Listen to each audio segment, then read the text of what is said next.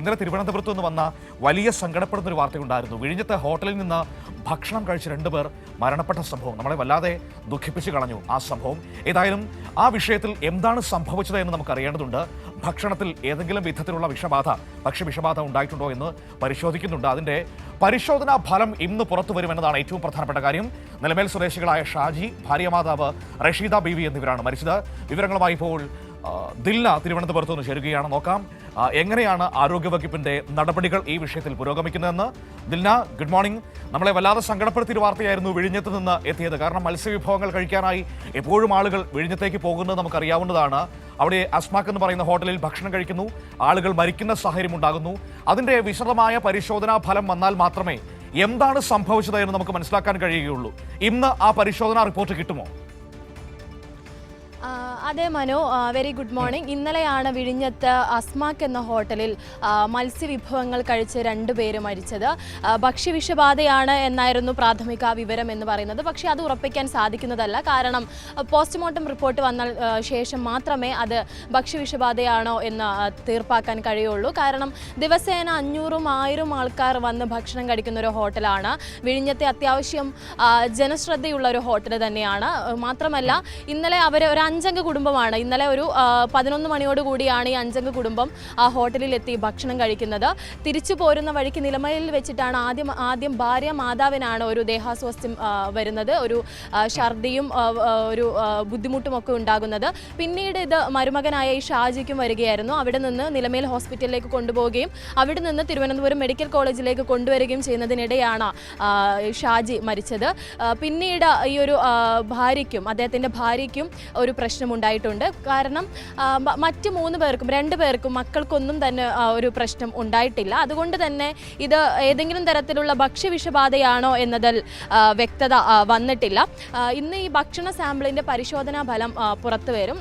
എങ്കിൽ മാത്രമേ എന്തെങ്കിലും തരത്തിലുള്ള തുടർ നടപടികളിലേക്ക് കടക്കാനാകൂ. ഇന്നലെ ആരോഗ്യമന്ത്രി പറഞ്ഞത് പ്രകാരം ആരോഗ്യമന്ത്രി ഇന്നലെ സ്ഥലം സന്ദർശിക്കുകയും വേണ്ട രീതിയിലുള്ള നടപടികൾ, അടിയന്തര നടപടി കൈക്കൊള്ളാൻ വേണ്ടിയിട്ട് ഡിപ്പാർട്ട്മെൻറ്റുകൾക്ക് എല്ലാം തന്നെ നിർദ്ദേശം നൽകുകയും ചെയ്തിട്ടുണ്ട്. അതിൻ്റെ അടിസ്ഥാനത്തിൽ ഇന്നലെ പോലീസ് വന്ന് ഈ ഒരു ഹോട്ടൽ പൂട്ടിച്ചിട്ടുമൊക്കെ ഉണ്ടായിരുന്നു. മറ്റ് വിവരങ്ങളുടെ അടിസ്ഥാനത്തിൽ ഈ ഒരു ഹോട്ടലിൽ നിന്ന് ഇതുവരെ വലിയ പ്രശ്നങ്ങളൊന്നുമില്ല.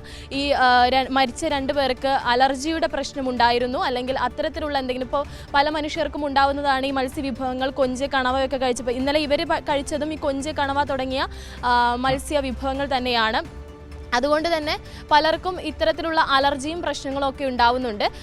അതിൻ്റെ തരത്തിലുള്ള ഏതെങ്കിലും ബാക്കിയാണോ ഈ ഒരു മരണകാരണം, ഏതെങ്കിലും തരത്തിലുള്ള അലർജിയാണോ മരണകാരണം എന്നെല്ലാം തന്നെ സ്ഥിരീകരിക്കേണ്ടതുണ്ട്. പക്ഷേ അതിനെല്ലാം തന്നെ കൃത്യമായ റിപ്പോർട്ടുകൾ പുറത്തു വരണം. ഇന്ന് ഈ ഭക്ഷണ സാമ്പിൾ പരിശോധനാ ഫലം പുറത്തു വരും. ഏകദേശം ഒരു ഉച്ചയോടുകൂടി പുറത്തു വരുമെന്നാണ് കരുതുന്നത്.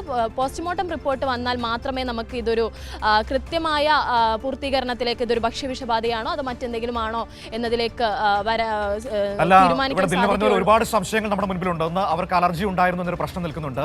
ഭക്ഷ്യവിഷബാധയാണോ എന്ന് ഇപ്പോൾ വ്യക്തമായിട്ട് പറയാൻ കഴിയില്ല. കാരണം വേറെ ആർക്കും ഇങ്ങനൊരു പ്രശ്നം റിപ്പോർട്ട് ചെയ്യപ്പെട്ടിട്ടില്ല. അവിടുന്ന് ഭക്ഷണം കഴിച്ച മറ്റൊരാൾക്കും ഇങ്ങനൊരു പ്രശ്നം റിപ്പോർട്ട് ചെയ്യപ്പെട്ടിട്ടില്ല എന്ന ഒരു പ്രധാനപ്പെട്ട വിഷയം, കാതലായ വിഷയം നമ്മുടെ മുൻപിലുണ്ട്. അതുകൊണ്ട് തന്നെ ഈ പരിശോധനാ ഫലം വന്നാൽ മാത്രമേ നമുക്ക് കൃത്യമായ നിഗമനത്തിലേക്ക് എത്താൻ കഴിയുകയുള്ളതില്ല. ഒരു പ്രധാനപ്പെട്ട കാര്യമെന്ന് പറയുന്നത് വിഴിഞ്ഞമാണ്. മത്സ്യവിഭവങ്ങൾക്ക് ഏറെ പേരുകേട്ട സ്ഥലമാണ്. ആളുകൾ ഒരുപാട് രാത്രിയും പകലുമൊക്കെ മത്സ്യവിഭവങ്ങൾ കഴിക്കാനായി അങ്ങോട്ടേക്ക് പോകുന്നതൊക്കെ നമുക്കറിയാവുന്നതാണ്. അങ്ങനെ ഒരു സ്ഥലത്താണ് ഈ പ്രശ്നം ഉണ്ടായിരിക്കുന്നത് എന്നത് അതിൻ്റെ ഗൗരവം വർദ്ധിപ്പിക്കുന്നുണ്ട്. ആ ഗൗരവം ഉൾക്കൊണ്ട് തന്നെയുള്ള നടപടികൾ സർക്കാർ സ്വീകരിച്ചിട്ടുണ്ടോ? തീർച്ചയായും മനു, ഈ പറയുന്നത് പോലെ ഈ അസ്മാക് എന്ന ഹോട്ടലിൽ ഇതിനു മുൻപും ഇത്തരത്തിലുള്ള യാതൊരു പ്രശ്നങ്ങളോ അല്ലെങ്കിൽ ഇത്തരത്തിലുള്ള യാതൊരു പരാതികളും ഉയർന്നു വരാത്തൊരു ഹോട്ടൽ തന്നെയാണ്. ഒരു സായാഹ്ന ഹോട്ടലാണ്. വൈകുന്നേരങ്ങളിൽ മാത്രം തുറന്ന് പ്രവർത്തിക്കുന്ന ഒരു ഹോട്ടലാണ്. ദിവസേന നിരവധി പേര് വരുന്ന ഒരു ഹോട്ടലാണ്. അവിടെ നിന്ന് ഇപ്പോൾ ഇന്നലത്തെ കണക്ക് പ്രകാരവും ഒരുപാട് പേര്, കൃത്യം കണക്ക് അറിഞ്ഞിട്ടില്ല, പക്ഷേ എങ്കിലും ഈ 500-നടുത്തോളം ആളുകൾ ഇന്നലെയും വന്ന് ഭക്ഷണം കഴിച്ചു എന്നാണ് പറയുന്നത്.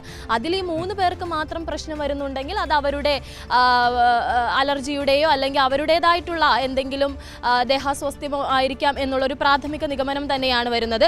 പക്ഷെ നമുക്ക് ഇപ്പോൾ ഈ പരാതി ഉയർന്ന ഈ അസ്മാക് എന്ന ഹോട്ടലിൽ നിന്ന് ഒരു 2 പേർ കൂടെ ഒരു സ്വകാര്യ ഹോസ്പിറ്റലിൽ ചികിത്സ തേടിയിട്ടുണ്ട് എന്നൊരു വാർത്ത കൂടെ വരുന്നുണ്ട്. പക്ഷെ അതിൽ സ്ഥിരീകരണമൊന്നും വന്നിട്ടില്ല.